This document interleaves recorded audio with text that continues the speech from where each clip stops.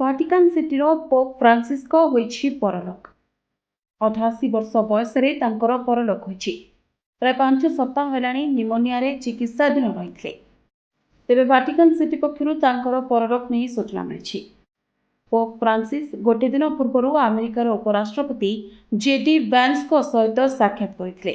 ତାଙ୍କ ମୃତ୍ୟୁରେ ସମଗ୍ର ଦୁନିଆର ଖ୍ରୀଷ୍ଟ ଧର୍ମାବଲମ୍ବୀ ଶୋକରେ ବୁଡ଼ିଛନ୍ତି।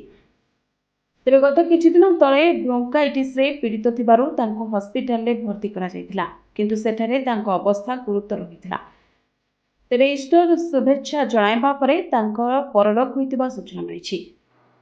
ରୋମାନ କ୍ୟାଥୋଲିକ୍ ଚର୍ଚ୍ଚର ପ୍ରଥମ ଲାଟିନ୍ ଆମେରିକୀୟ ପୋପ୍ ଫ୍ରାନ୍ସିସ୍ଙ୍କ ମୃତ୍ୟୁ ହୋଇଛି। ତେବେ ତାଙ୍କର ଉଭୟ ଫୁସ୍ଫୁସ୍ ନିମୋନିଆରେ ସଂକ୍ରମିତ ହୋଇଥିଲା, ଯାହା ଯୋଗୁଁ ତାଙ୍କର ଅବସ୍ଥା ସଙ୍କଟାପନ୍ନ ଥିଲା। ତେବେ ତାଙ୍କ ନିଧନରେ ପ୍ରଧାନମନ୍ତ୍ରୀ ନରେନ୍ଦ୍ର ମୋଦି ଦୁଃଖ ପ୍ରକାଶ କରିବା ସହିତ ତାଙ୍କ ସହିତ ସାକ୍ଷାତ କରିବାର ସ୍ମୃତିକୁ ସ୍ମରଣ କରିଛନ୍ତି।